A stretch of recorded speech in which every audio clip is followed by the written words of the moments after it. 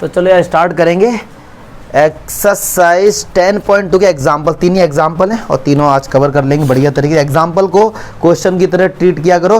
तो जल्दी से एग्जाम्पल फर्स्ट रीड करते हैं। कह रहे हैं भैया prove that in two concentric circle, concentric circles क्या होते हैं?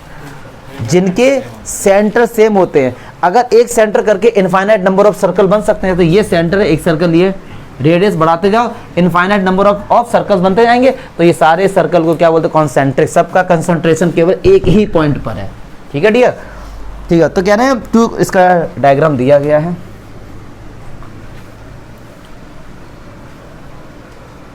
ये इसका सेंटर हो गया। कह रहे हैं कि the chord of the larger circle, बड़े वाले सर्कल की जो कॉर्ड है वो टच कर रही है स्मॉलेस्ट, टच कर रही है केवल एक पॉइंट पर, तो टच करेगी इस तरीके से। यस और नो? पक्की बात है? अब मैं आगे का भी पढ़ूंगा नहीं, आपको यहीं पर कुछ बातें समझा देंगे।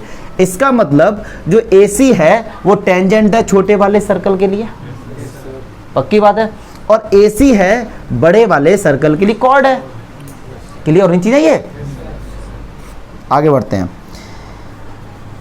कह रहे हैं ये प्रूव करो इस वाई से at a 2 point of contact. अच्छा, तो कह रहे हैं अगर आपने इसको सेंटर से ये मिलाया, ये तो ये AB और BC बराबर है, मतलब बाइसेक्ट कर रही है। फिर से पढ़ता हूं। Prove that in two concentric circles the chord of the larger circle which touches the smaller circle is bisected at a point of contact। क्या पॉइंट ऑफ कांटेक्ट क्या होता है? B। जहां पर यार जो टेंजेंट टच करता है उसको क्या बोलते हैं? Point of contact. तो हमने कहा अगर हमने ये पॉइंट ऑफ कांटेक्ट मिलाया तो इसने इसको बाइसेक्ट किया है। किसको? इसको और इसको। अभी ये बाद में बताऊंगा।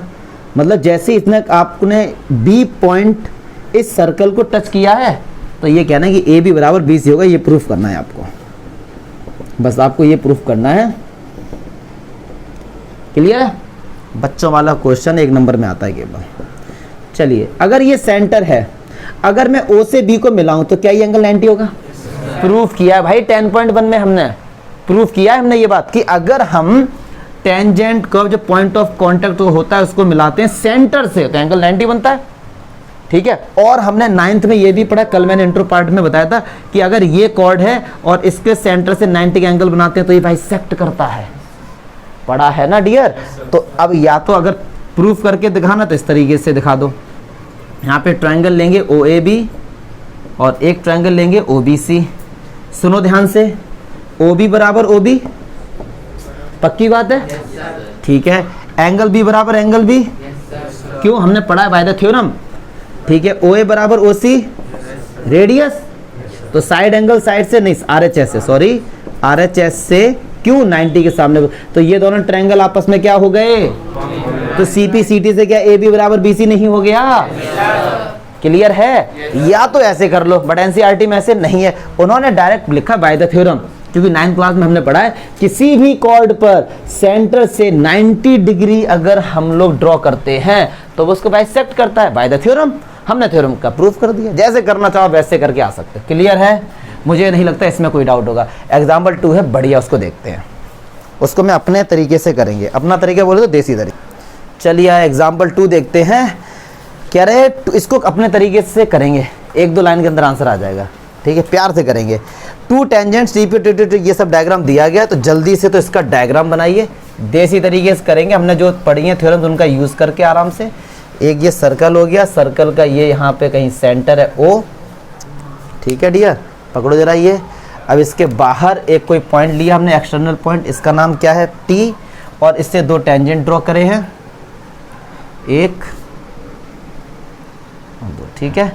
इस तरीके से ये इनके पॉइंट ऑफ कांटेक्ट हैं। फिर इस तरीके से डायग्राम दिया गया है। ये थोड़ा बहुत डायग्राम ऊपर नीचे हो सकता है, मैनेज करेंगे। ये P है और ये Q है, ये O है, ये इस तरीके से इतना दिया गया है। तो कह रहे हैं बस ये प्रूफ करो, to prove angle PTQ to angle OPQ, बस ये हमको दिखाना है। देखते हैं। PTQ मतलब PTQ ये रहा भैया, सही बात है। अगर आपको देखो इसकी कैलकुलेशन सिंपल करने के लिए, अगर मेरे को ये थीटा है, मान लो एंगल ही तो है, एंगल का नाम थीटा लेट कर सकता हूं, और क्या करें OPQ, मान लो ये बीटा है, यस और नो, लेट तो कर ही सकते हैं यार, दिखा देना प्रूफ करते हैं। अगर आपको थोड़ा ज़्यादा प्रॉपर वे में लिखना, let PTQ equals to theta, दिखा दो। देखो टीचर, मुझे लगता है ऐसे चीज़ों पे टीचर नंबर बिल्कुल नहीं काटेगा, बिल्कुल नहीं काटेंगे। हाँ मैंने बता दिया, लिख देना। अब क्या, इसे लेट करके कितना सिंपल हो जाएगा। तो क्या हमको यही तो प्रूफ करना है, थीटा इक्वल्स टू 2 बीटा, कायदे में देखा जाए अब, ठीक है, क्योंकि PTQ की जगह थीटा, उसकी जगह बीटा। चलिए अच्छा, अब एक बात बताओ, ये पॉइंट ऑफ कांटेक्ट है क्या, ये एंगल और ये वाला एंगल पूरा, ये एंगल 90 होगा? और अगर मैं, अच्छा ये एंगल 90 होगा, ये नहीं होगा, सेंटर से अगर हम मिलाएंगे तभी तो 90 होगा वो, लेकिन ये पूरा एंगल तो 90 होगा। TPO होगा, नहीं होगा TPO, क्योंकि हमने पढ़ा क्या है कि भाई सेंटर से पॉइंट ऑफ कांटेक्ट को ज्वाइन करते हैं तो एंगल 90 होता है। अच्छा जी, ये एंगल बीटा हो गया, तो क्या इतना 90 माइनस बीटा नहीं हो गया? यस और नो? पक्की बात है? अच्छा, TP और TQ बराबर होंगे? हमने प्रूफ किया भाई 10.1 में, प्रूफ किया इंट्रो पार्ट में, ठीक है। तो ये अगर बराबर हैं, और हमने पढ़ा है अगर दो साइड बराबर होती है तो उनके अपोजिट एंगल क्या होते हैं? इक्वल होते हैं। तो ट्रायंगल TPQ में ये दो साइड इक्वल हैं, तो जो एंगल ये होगा वही तो एंगल ये होगा। यस और नो? पक्की बात है। Angle sum property of a triangle क्या होती है कि ट्रायंगल के जितने भी एंगल हैं, तीन ही होते हैं, उनको ऐड कर दो, उनका सम कितना होगा? अगर मैं इन तीनों को ऐड कर दूं तो इनका सम कितना होगा? कितना होगा? तो देखो 90 90 180 से 180 सहित बीटा बीटा माइनस बीटा कितने हो गए? और 2 बीटा उस तरह जाएगा तो किसका हो गया? हो गया प्रूफ? हो गया प्रूफ देसी तरीका। क्यों हमने क्या किया, ये जो चीजें ये की हैं इसको अगर आप लिखेंगे तो थोड़ा सा लेंथी हो जाएगा, बस वो ये अभी तो केवल मैंने समझाया है, ये आपको लिखने का अभी बताएंगे आपको कि जो चीजें कुछ लिखनी पड़ेंगी आपको। हो गया प्रूफ कायदे में, ये यही तो प्रूफ करना था। ये आइसोसेलेस ट्रायंगल हो गया ना TPQ, क्योंकि ये दो साइड इक्वल हो गई। क्यों इक्वल हो गई? थ्योरम कल यही तो पढ़ी थी एक्सटर्नल पॉइंट से। अब ये सारा झमेला लिखने का कैसे क्या होता तो देखते हैं। अच्छा अब हम यहाँ पे कैसे लिखेंगे थोड़ा सा, TPO इक्वल्स टू 90 डिग्री। अब यहाँ पे बताओ क्यों? क्योंकि line drawn from centre to a point of contact, ये आपको बताना पड़ेगा। सो एंगल TPQ कितना होगा? 90 माइनस बीटा, क्योंकि ये बीटा है पूरा, ये पूरा 90 है, इतना बीटा है तो इतना 90 माइनस बीटा नहीं हुआ। ठीक है, अब यहाँ पे हम लिखेंगे TP इक्वल्स टू TQ। क्यों ऐसा क्यों है? क्योंकि tangent drawn from the external point, ये लिखना पड़ेगा, ये लिखना पड़ेगा, tangent drawn from a external point. Clear है? सो TPQ is an isosceles triangle, और आइसोसेलेस ट्रायंगल बोलते हैं जिनकी दो साइड इक्वल होती है, दो एंगल भी इक्वल होते हैं। तो ये भी एंगल क्या होगा? 90 माइनस बीटा होगा। तो हम यहाँ पे लिखेंगे in triangle TPQ angle sum property of a triangle बोलती क्या है कि ट्रायंगल के तीनों एंगल का सम 180 होता है। तो बस इनको ऐड कर दो।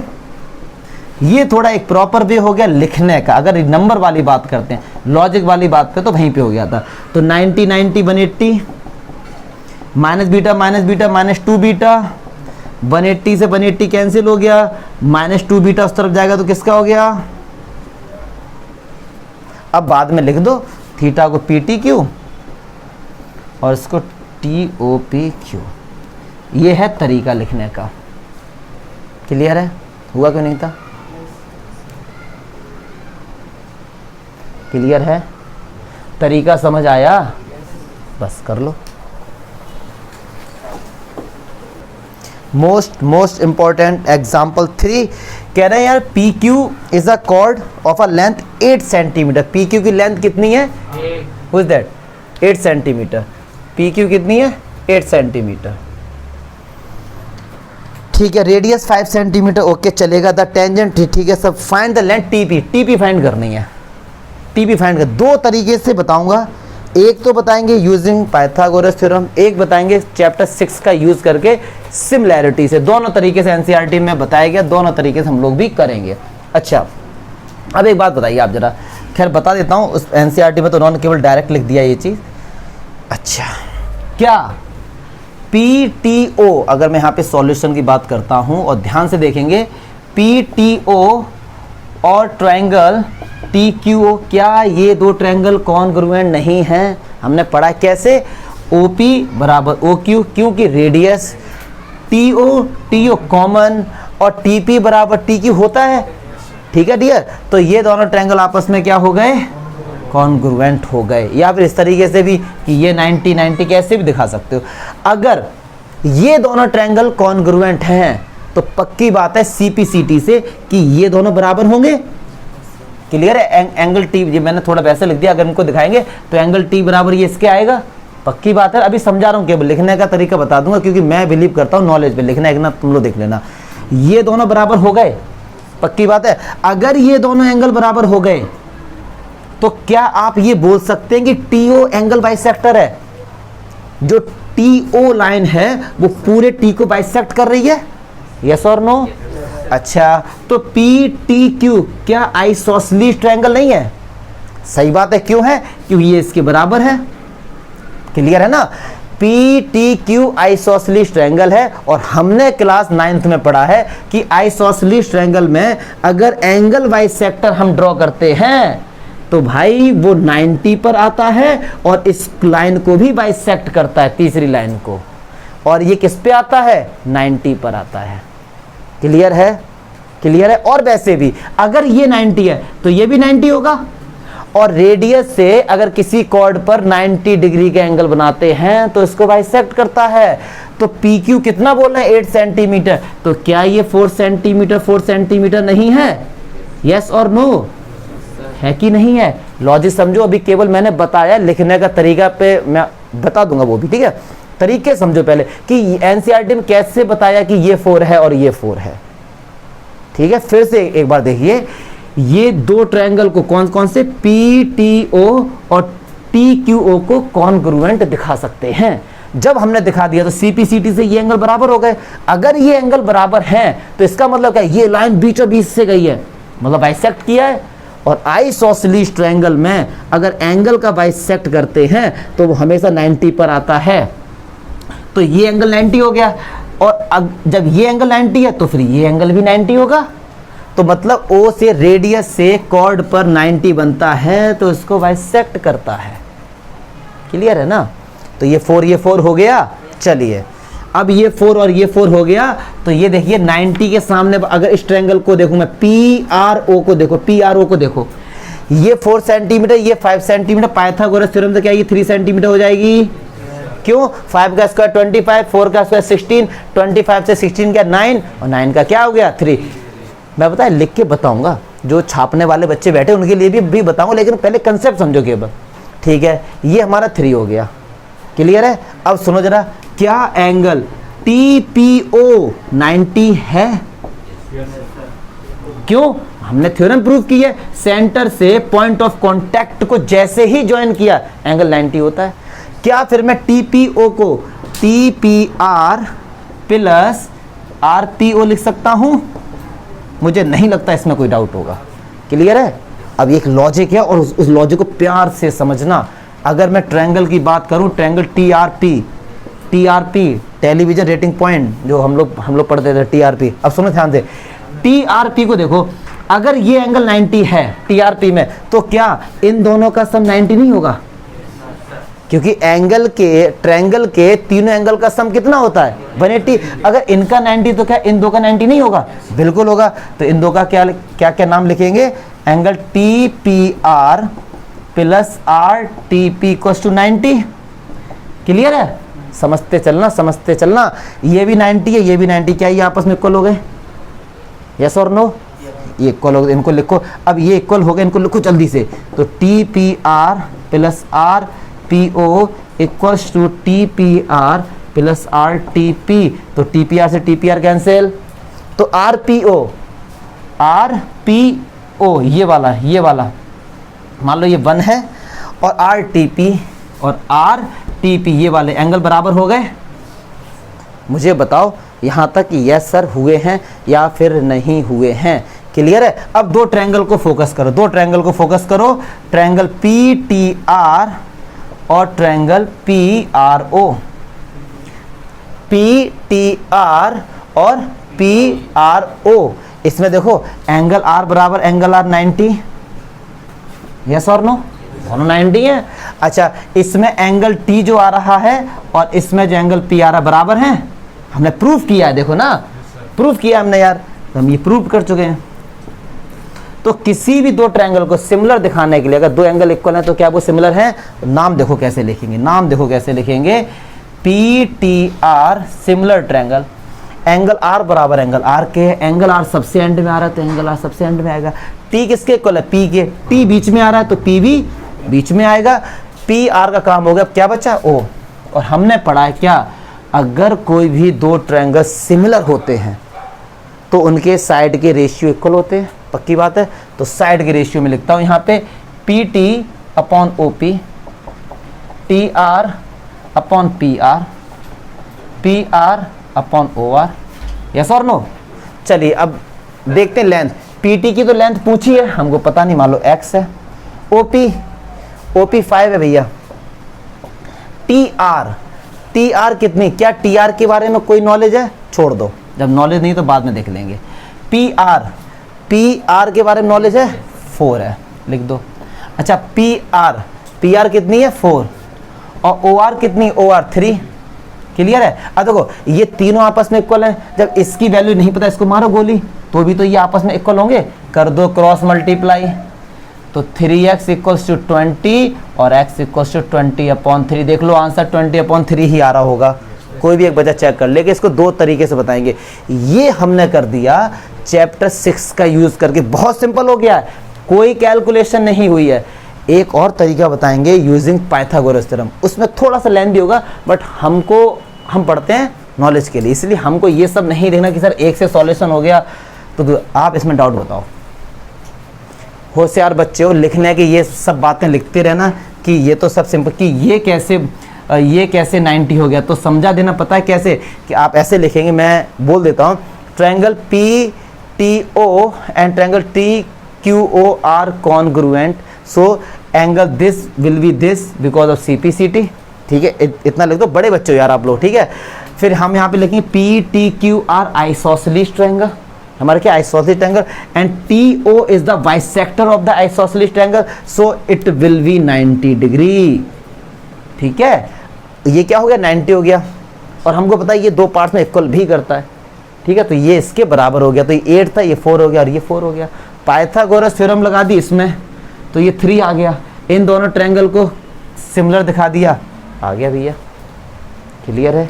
ये एक तरीका है, इसको लिखो। दूसरा भी बताऊंगा इसका, नहीं चलो भैया, जैसा प्रॉमिस किया था दूसरा मेथड देखेंगे। तो माइंड सेट कर लो, थोड़ा सा कैलकुलेशन होगी इसमें। अब देखिए, क्या ये एंगल 90 होगा?